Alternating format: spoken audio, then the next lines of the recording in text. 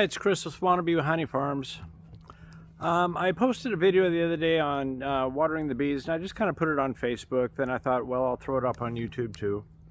And one of the subscribers, Lingly Bros, I don't know what that stands for, if that's a name or if it's a company.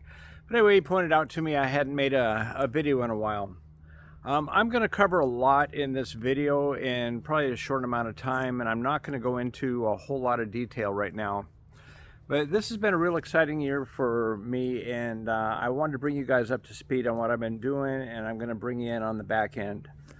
Okay, I'm going to turn this around so you guys can see what I'm... But on this hive, and this hive, and back here, you'll notice I got deep frame boxes on top. Those I put on there, those are Demaray splits. And my first year and second year beekeeping for that matter, I wanted to just have 2 hives, that was it. And I was really fretting and losing my mind about how to do just 2 hives.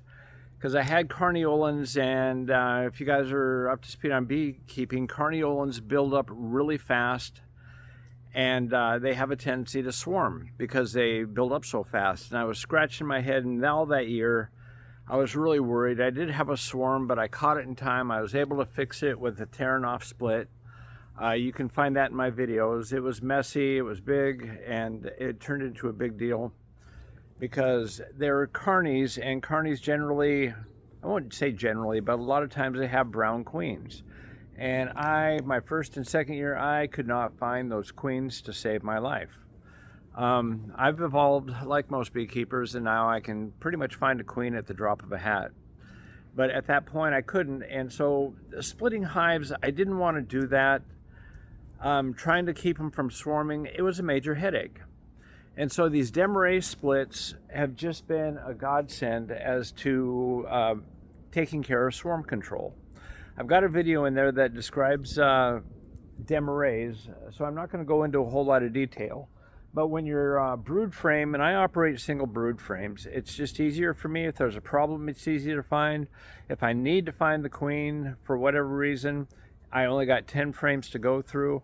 And I gave up doing double box brood a long time ago. You got to stay on top of your bees, but it's just, to me anyway, it's a lot more manageable. But anyway, when they get too populated in the brood nest, I just pull like 3 or 4 frames of brood out. I put it in that top box with the queen excluder and maybe a honey super in between them. And now the queen's got a hole, and then I fill the frames down below, hopefully with drawn comb. That's your best case scenario. Drawn comb is like gold in our business. But yeah, I put that down there, so now she's got a lot of room to lay. I got bees up on top those eggs are hatching, and so not only does it prevent swarming, but it really, really builds up your population. And if you're in this for making honey, there's nothing like doing the Demaray method to increase your honey. Okay, the other thing that I've been doing is you'll see these 2 boxes down here. Those I got from a YouTube site and a website. It's called The Keeper's Hive. And what you've got down here, okay, you've got 2 hives side by side in the same box. You'll see right here that bar down there, that's a spacer in between the 2 hives. And then they go up into a box, and that's also got a divider in it that keeps both bees separately. But once I get above that, it becomes a communal area. And so they work together building honey. And on top of that, I got my Demaray box, of course, and the Demaray has a divider in it. So the bees kind of stick to both sides. I haven't really had a problem with them drifting back and forth. I've heard of people that have. Okay, that's it for Demarays and split. That's it for Demarays and splits. Or not splits, but anyway, swarm control. This year also, I had a bit of a dilemma, and it was the first time it's ever happened. I had 3 hives going into winter last year, and all 3 of them died out. And so I went and I got accidentally, because I'm an idiot, I hit the wrong button when I ordered them, but I got 3 packages of Italians and 1 super package of Carniolans. And so I start off with 4 hives, and I was told one time by a commercial beekeeper that to make your own queens and do splits, you need at least 10 hives. And that never made sense to me. All it was I think maybe a marketing ploy to get me to buy queens from him. I don't know. And I'm not accusing him of anything of that nature. But I started off with 4 hives this year, and I've split those hives up to 9. And I haven't done anything fancy until just recently. I just pulled frames of brood out that were, had lots of eggs, and nothing, I put eggs in there, and eggs, it had covered brood or cap brood all the way down to eggs. So I had every stage of larva in there. And the bees successfully have made 4 hives out of that, and I got 4 good queens out of the deal. This little white hive behind me, I got a little fancy with that.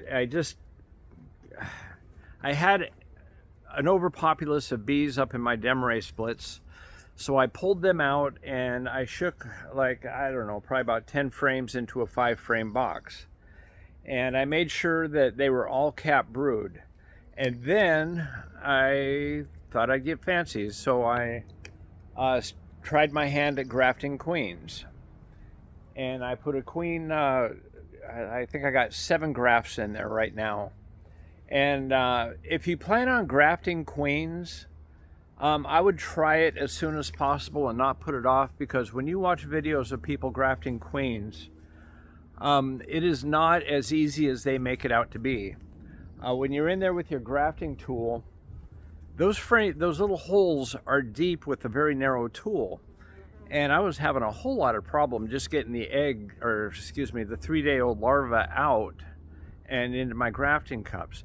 I get it almost out, and then I get to the edge, flip, and I'd flip a larva right over my shoulder. And so there is a learning curve with that. And to be honest with you, when I go in, I think it's going to be Saturday or Sunday, I go in there, and I'm going to see what I've got as far as queen cells. I may have nothing. I may have 7. I doubt I'll have 7. I think nothing is much more likely, but I'm hoping for just 1 or 2. And if I do have 1 or 2, because that, like I said, that was my first time grafting, I'm going to leave 1 queen in that little one, and I'm going to make another split, and that'll bring me up to 10 hives. But anyway, that's what's been going on with the girls, and I'm going to try to keep this YouTube site more up to date and get back into it. I want to show you something else, though. All right, I made these monstrosities. Okay, I went and got 1 full board, 4 feet by 8 feet of 3/4 inch plywood.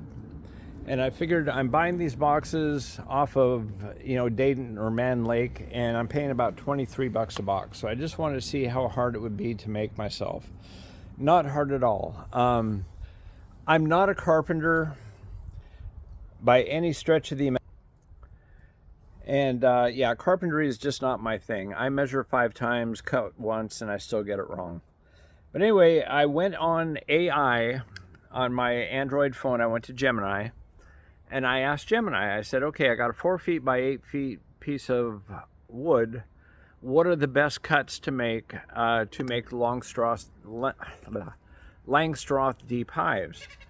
And I'm 64 years old, so AI, and I don't know, it's just technology I'm having trouble using. But anyway, it popped out my cuts, and it came out pretty good. Now, the problem with this is I used plywood. I won't make that mistake again. I'm going to get probably 3/4 inch, 10 inch, 3/4 inch wide, 10 inch deep pine boards next time. And the problem that I had, let me see if I can zero in and show you. Okay, so with plywood, when you're making the cut the rabbit cut here to make your ledge to put your frames on is plywood, and plywood is a bunch of boards that have been glued together.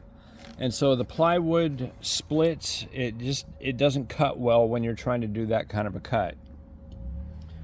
And so I'm going to chalk that up under live and learn.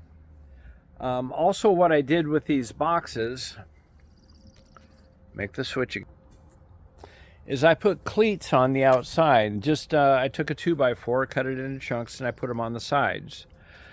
The reason I did this is because I'm going to use these not as my brood boxes, but as my demeray boxes up on top of the hives. And so the hives that we get from like Dayton or Man Lake or Hilco or wherever you're buying your boxes from, all they have is those little carved out notches. You guys know what I'm talking about. Just those little notches down there. And what I found is they're not really ergonomically comfortable to be lifting heavy weights. After the bees are done with the brood, with their brood in those demeray boxes, I just leave them up there and I let them fill them with honey. And you get a deep box full of honey and you're toting around some serious weight, especially for an old man like myself. And not to mention that it's high and awkward. So I wanted better handles. So I just put those 2x4s on the side of those boxes. But anyway, that's pretty much been what's been going on with my bees. I got a lot going on. I tried a lot of different things this year. And I feel really bad that I didn't post it up on YouTube. I had a subscriber call me out on it yesterday. And he, his name was Ling Ling Bros. I don't know how you pronounce it. But anyway. And he just said I hadn't posted in a while. And I felt kind of bad about that because, when I made this or set up this YouTube channel, it was basically me out here by myself in my backyard trying to figure out how to do things.